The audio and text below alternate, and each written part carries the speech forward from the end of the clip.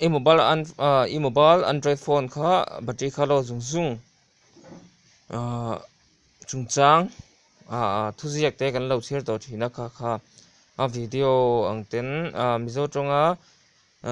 antenna angten kan arom lo ta tuna hian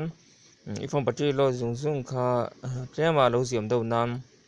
ati dan practical in guarantee don chu ni phone smartphone setting hanin kalanga chuan wireless network airplane mode dual sim mobile network WLAN bluetooth more te amanga more hian tuna mo hin data UGS default SMS application tethering portable hotspot BNB WLAN data tethering portable hotspot hi Wi-Fi manga ta hi portable WLAN a hian evo onanga chuan tan password khai set thei ni ta hian network name te diwa chu a hian non ai da kha chuan password da lo ti tan ta open ai da hian china non ti te manga wp2 w a hian skill train mi mata khani da nga ta hian password chu nga password ti akwan ta hian save na lo omlenga ti save nga ti chuan i chhak hit an cholenga ti khan hotspot dan chunda tan basic setting a hian date time sound vibration notification center le control center display ti tum da security te location power management te amta security a khachuan password te siam na khani ta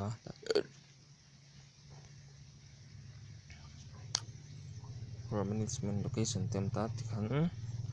kan kal du na tak kha other hin ta advanced setting le about phone ai kan kal ma sang bill number a khan voi ngai mo voi seri itlinga kaya chon lo click to no need word already development amta developer a thaiber khan I develop anga voi nga vele mo kai tikanga a development thaiber khan itlinga chuan ichhuak lenga advanced setting ai kalanga chuan development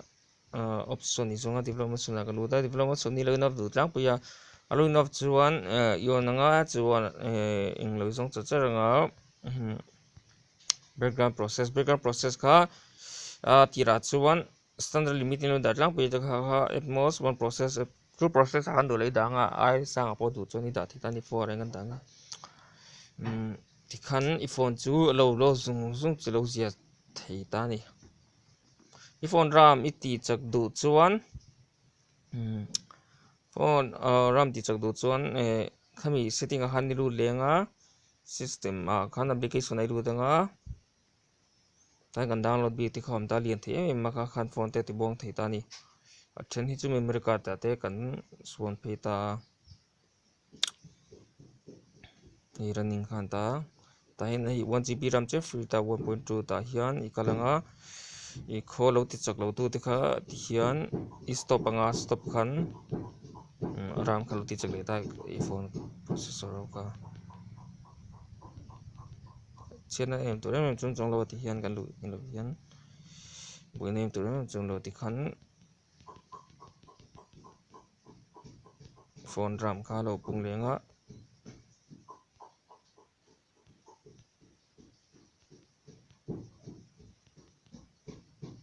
application kan da tam lo tukwang te po khan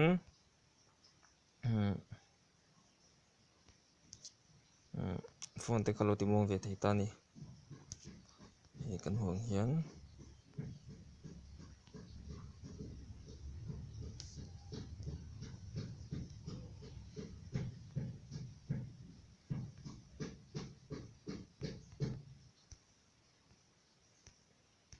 bo chu bo chong lo ma se login chat le kan klem chi lo na khan ni thin ta ni true balance kan stop ang true balance kan stop anga igen application te pung ve ma ram po ti chak lo ta ni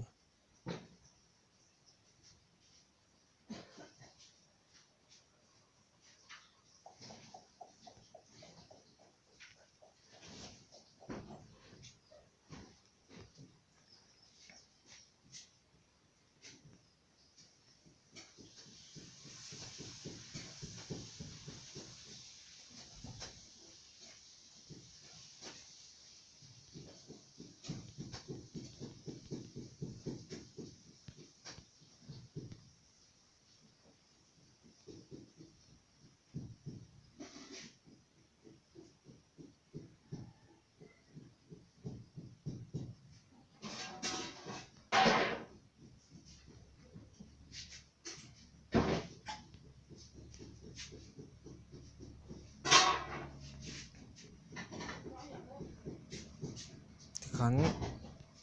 processor cho lúc chắc liền sẽ bị tâm phát cho khán thì chắc đa năng type cần